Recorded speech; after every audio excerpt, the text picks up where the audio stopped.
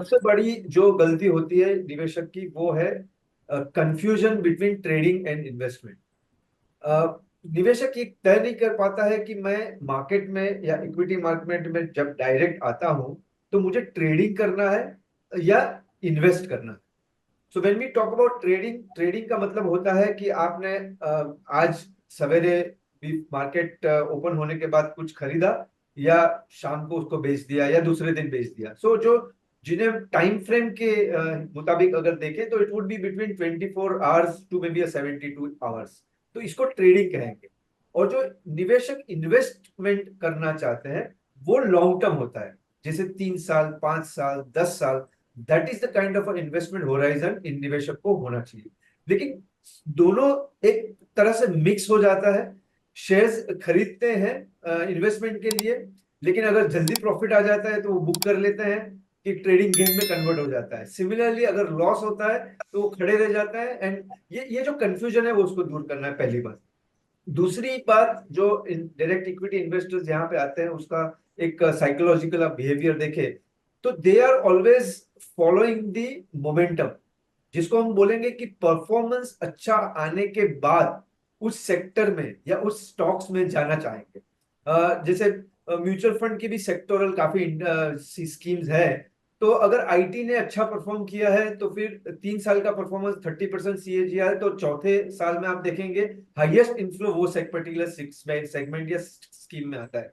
So for following the performance after they have performed well in the market, वो एक मेरे ख्याल से थोड़ी गलती होती है। इनफैक्ट थोड़ा उल्टा होना चाहिए। जब भी आप कुछ खरीदने जाते हैं तो ऑब्वियसली आपको सस्ता मिलना चाहिए, राइट।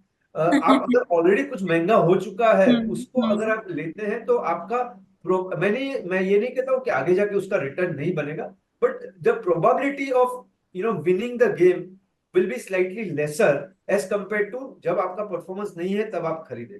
तो ये दूसरी गलती होती है।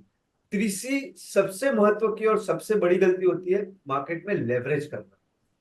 काफी लोग लोन लेके अपने रिश्तेदारों से पैसे लेके यहाँ पे निवेश करते हैं, तो उनका खुद का पैसा नहीं है, राइट। तो आप जब भी लिवरेज करते हैं और मार्केट में वॉलेटिलिटी तो हमेशा आती रहती है, we have seen in the last 20-25 years बहुत सारी वॉलेटिलिटी आई। तो there would be a phase जहां पे आपकी वॉलेटिलिटी के कारण आपका रिटर्न नेगेटिव हो जाएगा। जो अगर आप लेवरेज है तो आपको ज्यादा मार पड़ेगा। तो ये तीसरा महत्व का मुद्दा है कि लेवरेज नहीं करना चाहिए। Yes, there could be some swan effect, black swan effect जिन्हें हम कहेंगे, जैसे 2008 का एक पीरियड हमने देखा था, या अभी 2020 कोविड में हमने देखा। सो ऐसे अगर ब्लैक स्वैन इवेंट आते हैं और मार्केट 20-30% करेक्ट हो जाता है, we may go to some leverage. I am not saying full leverage, but थोड़ा लेवरेज वहां पे ले सकते हैं जब पूरा ब्लड ऑन द स्ट्रीट होता है। ये तीसरी गलती है। चौथी गलती जो है सबसे बड़ी, जो ध्यान रखना चाहिए इन्वेस्टर्स को, कि आप एसेट एलोकेशन कैसे करते हैं या कंसंट्रेशन जिसको आप कहते हैं। डायरेक्ट इक्विटी में आते हैं, फिर एक ही स्टॉक में सारा पैसा लगा देते हैं, और अगर वो स्टॉक परफॉर्म नहीं करता है तो फिर उनकी स्ट्रेटेजी पूरी बिगड़ जाती है। सो जिसे हम एसेट एलोकेशन कहते हैं, या even from that segment point of view आपको डाइवर्सिफिकेशन करना चाहिए कि एक स्टॉक्स में लिमिट रखे, इससे ज्यादा आपको नहीं निवेश करना है। तो ऐसे अपने इंटरनल रूल बना के आप देख सकते हैं। और दूसरा, last but not the least, वो है कि मार्केट के टिप्स पे नहीं जाइए।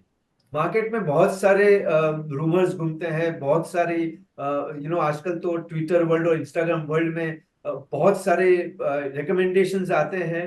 मैं ये नहीं कहूंगा कि सब गलत है, बट आप अपना खुद का अगर रिसर्च नहीं करेंगे, खुद का बेनिफिट क्या है वो अगर आप अंदाजा नहीं लगा सकेंगे, तो ये मार्केट टिप्स पे डेफिनेटली मत जाइए। और मैंने देखा है बहुत सारे लोगों का एंड ऑफ द डे जो मार्केट से नाराज हो जाते हैं, वो बेसिकली उनके पोर्टफोलियो में बाद में आप अगर देखेंगे तो यही सब स्टॉक्स पड़े होते हैं जिसमें मार्केट में बहुत डिस्कशन चलता रहता है, and then they don't perform. तो ये ब्रॉडली 5 जो गलतियां नहीं कहूंगा, बट जो पॉइंटर्स है वो ध्यान में रखें।